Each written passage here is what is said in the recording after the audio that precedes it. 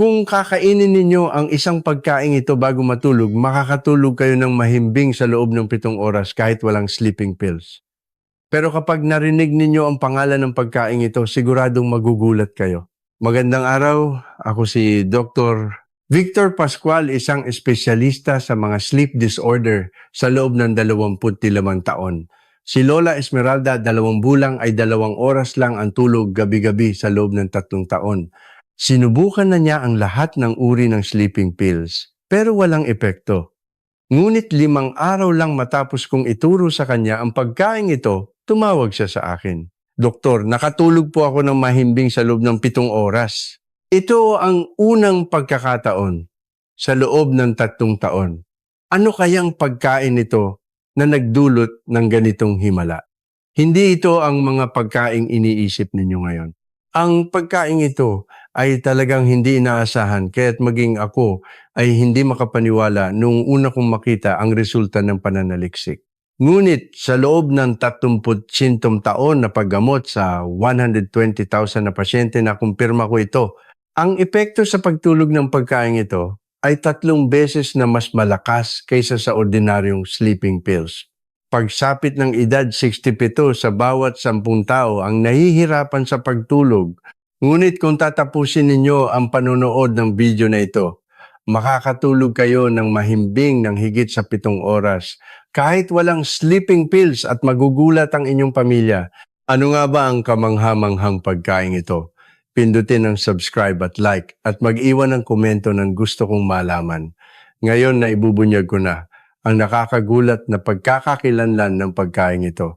Alam niyo ba ang sikreto ng melatonin? Marami sa inyo ang marahil narinig na ang salitang melatonin. Pero hindi ninyo alam kung ano talaga ito. Ang melatonin ay ang switch ng pagtulog na nagmumula sa ating utak. Kailangang naka-on ang switch na ito para tayo ay makatulog. Kung ito ay naka-off, hindi tayo makakatulog. Ngunit habang tayo ay tumatanda, nagsisimulang masira ang switch na ito.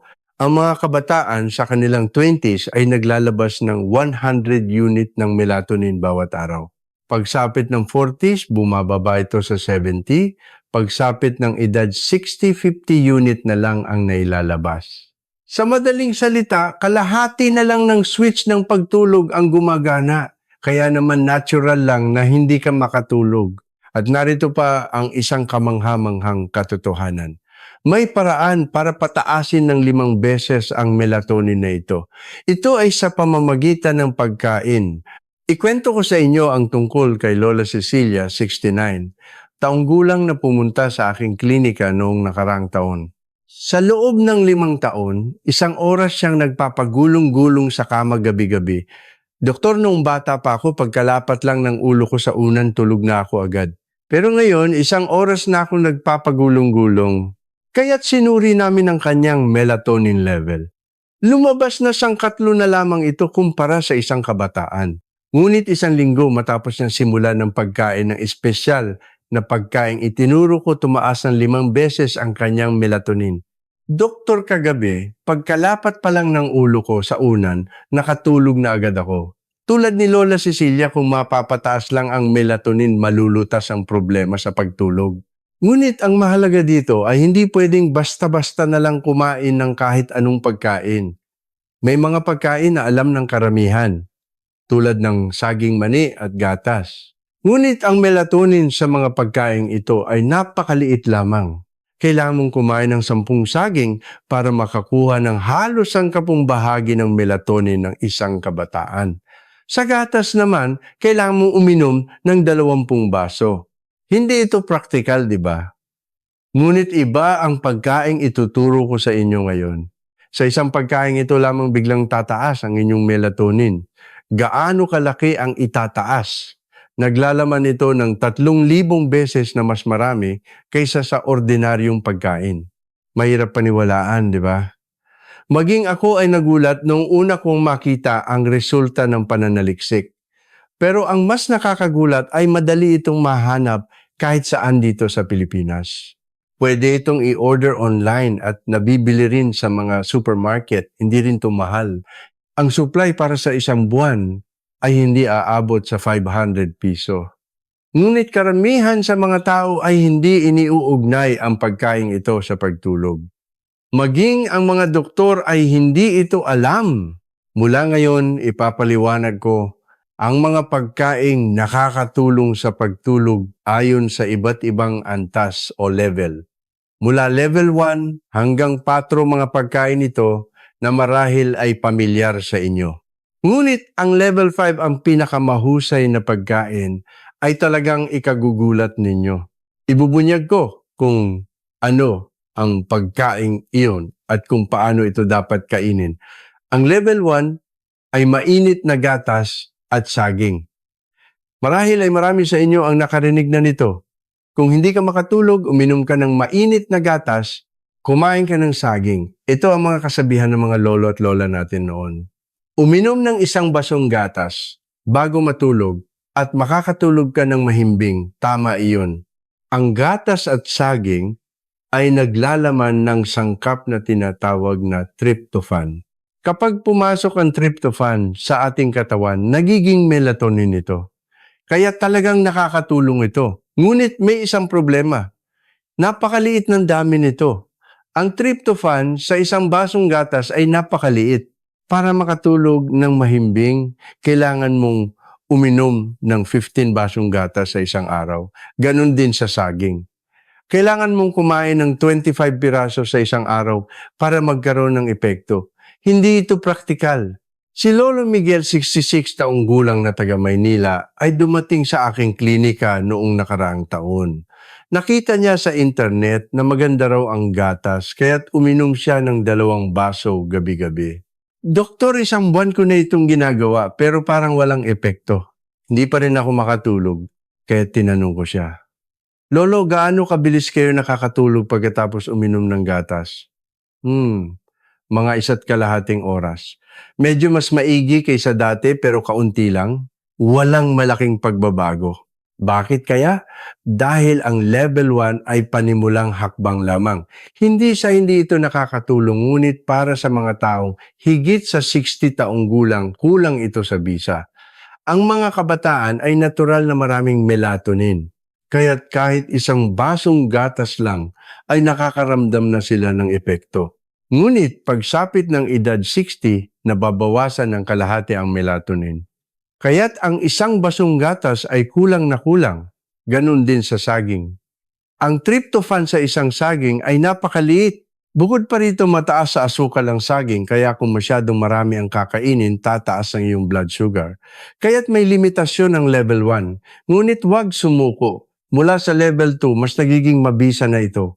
Ang pagkaing ipapakilala ko sa level 2 ay 3 beses na mas epektibo kaysa sa level 1. At ito ay isang pagkain na madaling mahanap sa ating paligid. Mula ngayon, ibubunyag ko na ang level 2. Sa level 2, mararamdaman na ninyo ang tunay na epekto. Ang level 2 ay almonds. Marami sa inyo ang marahil alam na maganda ang almonds para sa kalusugan.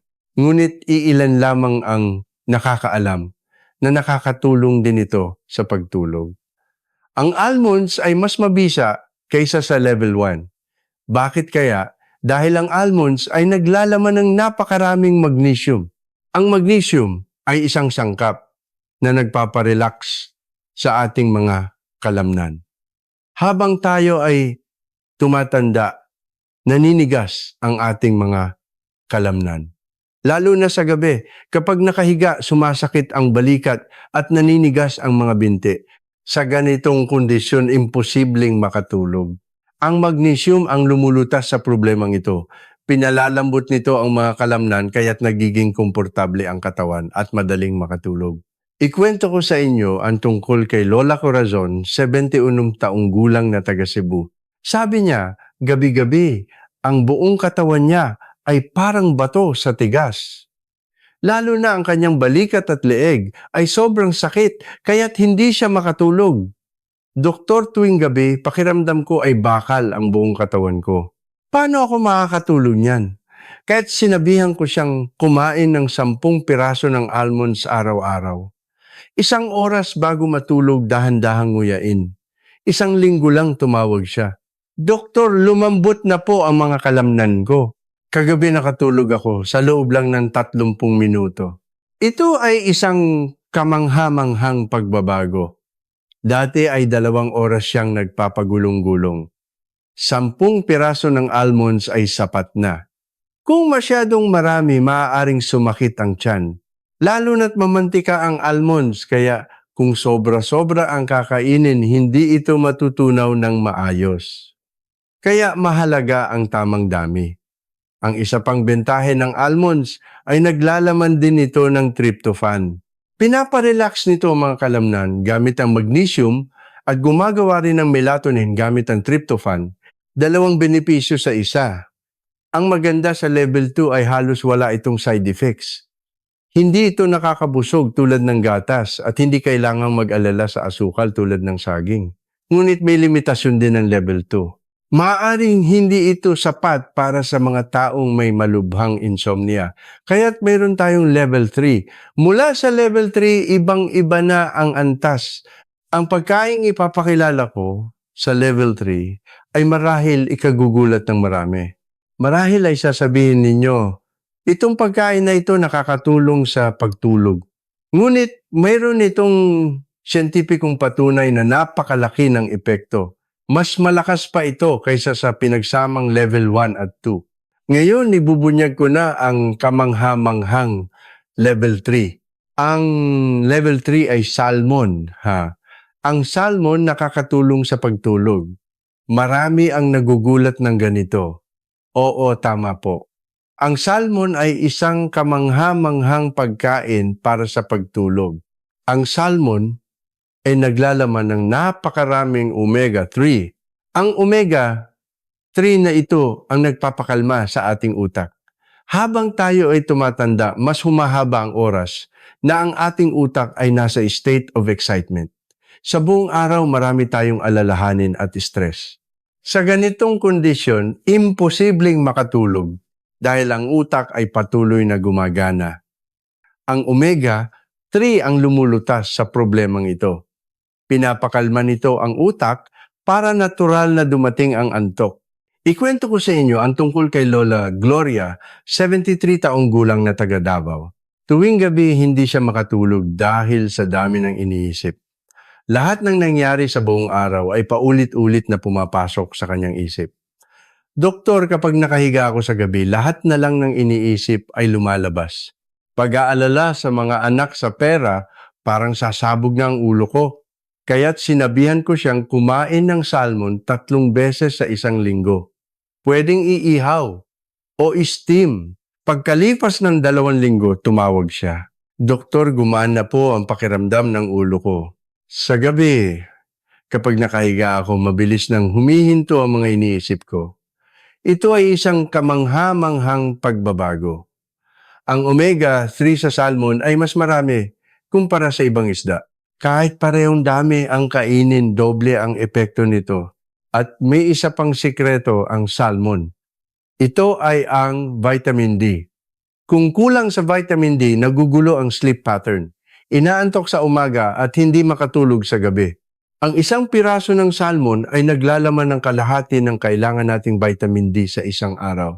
3 beses sa isang linggo lang ay sapat na ang pagkain ng salmon. Hindi kailangang araw-arawin. Para sa mga nag-aalala na mahal ang salmon, hindi kailangang mamahaling salmon. Ang ordinaryong salmon na nabibili sa supermarket ay may sapat na omega-3. Pwede rin ang frozen salmon at maging ang dilatang salmon ay epektibo. Madali lang din itong lutuin. Lagyan lang ng kaunting asin at iihaw. Huwag itong iprito sa mantika dahil masisira ang omega-3. Ang pinakamalaking bentahe ng level 3 ay pinapakalma nito ang utak. Kung ang level 1 at 2 ay nagpapakalma ng katawan, ang level 3 naman ay nagpapakalma ng isipan. Ngunit may limitasyon pa rin ito. Maaring hindi ito sapat para sa mga may malubhang insomnia, kaya't meron tayong level 4. Ang level 4 ay isang napaka hindi inaasahang pagkain. Marami sa inyo magsasabing, ito ba ay pagkain para sa pagtulog? Ngunit ang pagkain ito ay naglalaman ng napakaraming tryptophan. 10 beses na mas marami kaysa sa gatas na nabanggit ko sa level 1. Ngayon, ibubunyag ko na ang huling level 4. Kung malalaman ninyo ito, halos lahat ng problema ninyo sa pagtulog ay malulutas na. Ang level 4 ay manok.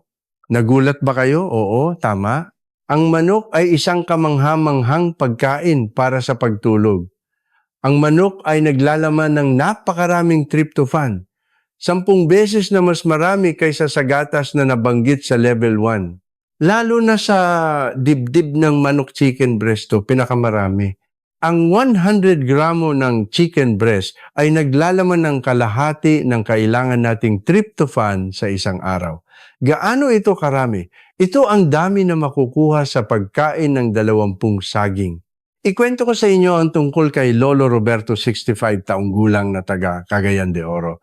Gabi-gabi 3 hanggang 4 na oras siyang nagpapagulong-gulong sa kama. Sabi niya sobrang tagal bago siya makatulog. Doktor, kapag nakahiga na ako, pagod na ang isip ko pero hindi ako makatulog. Kailangan ko pang magpagulong-gulong ng 3 oras bago ako dalawin ng antok. Kaya't sinabihan ko siyang kumain ng chicken breast sa hapunan. 1 piraso na kasinlaki ng palad ay sapat na. 5 araw lang nagkaroon na ng pagbabago. Doktor, kagabi nakatulog ako sa loob lang ng 30 minuto. Nakakamangha talaga. Ang 3 oras ay naging 30 minuto. Ito ay isang napakagandang pagbabago. May isa pang bentahe ang manok. Marami itong protina kaya maganda sa mga kalamnan at hindi nakakataba. Lalo na sa mga nakatatanda, madalas ay kulang sila sa protina. Kung kakain kayo ng manok, makakatulog kayo ng maayos at magiging malusog pa. Sa lahat ng bahagi ng manok, ang dibdib ang pinakamaganda dahil ito ang may pinakamaraming tryptophan. Ang hika o pakpak ay may epekto rin, ngunit hindi kasing bisa ng dibdib. Ngunit may dapat tandaan, huwag itong kainin ng masyadong gabi. Kailangan itong kainin bago mag-6 ng gabi. Kung masyadong gabi kakainin, baka hindi ka makatulog dahil sa indigestion at bawal ang pritong manok o fried chicken. Mamantika ito at mahirap tunawin. Pakuluan o iihaw na lang. Madali lang din lutuin ang chicken breast. Lagyan lang ng kaunting asin at paminta at iihaw. Pwede ring isama sa salad. Ang tryptophan sa manok ay 10 beses na mas marami kaysa sa gatas at 20 beses na mas marami kaysa sa saging. Kaya't siguradong epektibo. Pagdating sa level 4, karamihan sa mga problema sa pagtulog ay nalulutas na. Ngunit may mga tao pa ring hindi makatulog. Ito ang mga may malubhang insomnia. Para sa kanila, mayroon tayong level 5. Ang level 5 ay nasa ibang dimensyon. Kahit pagsama-samahin pa ang lahat ng pagkain na banggit ko, hindi ito aabot sa 10 bahagi ng level 5. Ano kaya ang pagkain ito? Hindi ninyo ito maiisip. Ngayon, sa wakas, ibubunyag ko na ang pinakamahusay na pagkain para sa pagtulog ang level 5. Kung malalaman ninyo ito, magbabago ang buhay ninyo. Ang level 5 ay cherry. Nagulat ba kayo? Maging ako noong una kong makita ang resulta ng pananaliksik ay hindi makapaniwala. Ang cherry, lalo na ang tart cherry, ay naglalaman ng napakaraming natural na melatonin. 3,000 beses na mas marami kaysa sa ordinaryong prutas. Gaano ito karami? Ang pagkain ng 10 cherry ay katumbas na ng melatonin na ginagawa ng isang kabataan sa isang araw. Ito ay resulta ng isang 10 taong pag-aaral sa United Kingdom. Ang mga taong uminom ng tart cherry juice ay natulog ng mas mahaba ng average na 2 oras at 20 minuto. Ikwento ko sa inyo ang tungkol kay Lola Erlinda, 78 taong gulang na taga Palawan. Sa loob ng 20 taon, umiinom siya ng sleeping pills. 2 oras lang ang tulog niya at sinubukan na niya ang lahat ng klase ng sleeping pills pero walang epekto. Doktor, kahit sleeping pills ay wala nang talab sa akin. Gusto ko nang sumuko. Kaya't sinabihan ko siyang subukan ng tart cherry. 3 araw lang, isang himala ang nangyari. Doktor, kagabi nakatulog ako ng mahimbing sa loob ng 6 na oras. Ito ang unang pagkakataon sa loob ng 15 taon. Umiiyak siyang tumawag sa akin. Ito ay isang napaka-emosyonal na sandali. Ngayon, ibubunyag ko na ang golden recipe para sa cherry. Unang paraan, paggawa ng tart cherry juice. Ilagay ang isang tasa ng frozen tart cherry sa blender. Magdagdag ng kalahating tasa ng tubig at i-blend. Magdagdag ng isang kutsarang pulot pukyutan honey para mas sumarap. Inumin ito 1 oras bago matulog. Pangalawang paraan, cherry yogurt. Sa isang tasa ng plain yogurt, magdagdag ng 15 piraso ng tart cherry. Haluing mabuti at kainin pagkatapos ng hapunan. Pangatlong paraan, ito ay isang espesyal na recipe na ako mismo ang gumawa. Ihanda ang 20 piraso ng tart cherry, 1 kutsarang honey at 1 tasa ng maligamgam na tubig. Durugin ang mga cherry, ihalo sa honey at pagkatapos ay ihalo sa maligamgam na tubig at inumin. Ito ang pinaka-epektibong paraan. May dapat tandaan. Ang cherry ay may asukal, kaya kung masyadong marami ang kakainin, maaring sumakit ang tiyan. Kumain lamang ng mga 20 piraso sa isang araw. At siguraduhin kainin ito 1 hanggang 2 oras bago matulog. Kung masyadong malapit sa oras ng pagtulog, baka magising ka dahil sa paghihi.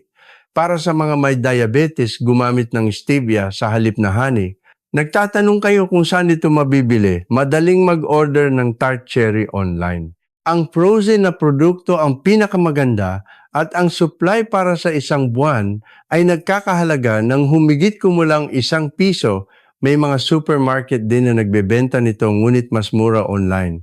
Ngayon, maaari na rin kayong maging tulad ni na Lola Esmeralda at Lola Erlinda. Mula ngayong gabi, makakatulog na kayo ng mahimbing sa loob ng 7 oras. Kailangan lang ng cherry para malutas ang problema ninyo sa pagtulog. Tunay na kamangha-manghang pagbabago ang nangyayari. Sa nakalipas na buwan, patuloy akong nakakatanggap ng mga mensahe mula sa mga taong sumunod sa paraan ng cherry na itinuro ko. Si Lola Teresita, 74 taong gulang mula sa Bacolod, ay 20 taon nang umiinom ng sleeping pills, ngunit 1 linggo matapos magsimulang kumain ng cherry, itinigil na niya ang mga gamot.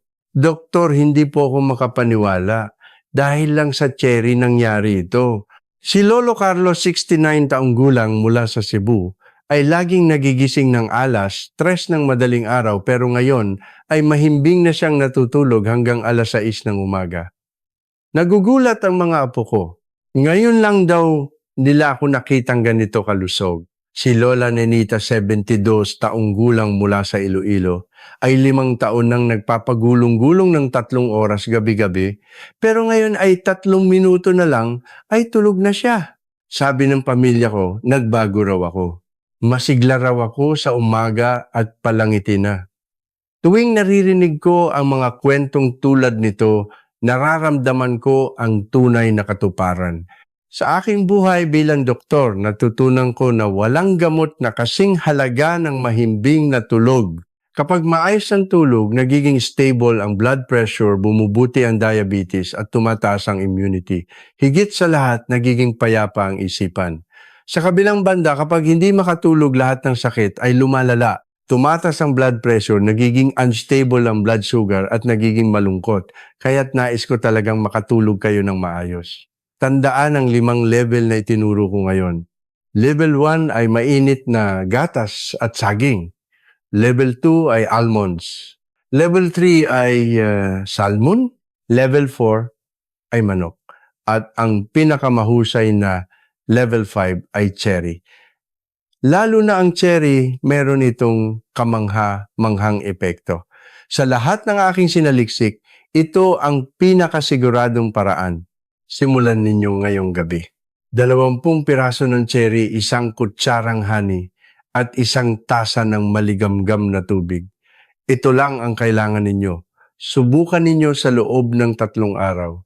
Siguradong mararamdaman ninyo ang pagkakaiba. Pagkalipas ng 1 linggo, magugulat ang inyong pamilya.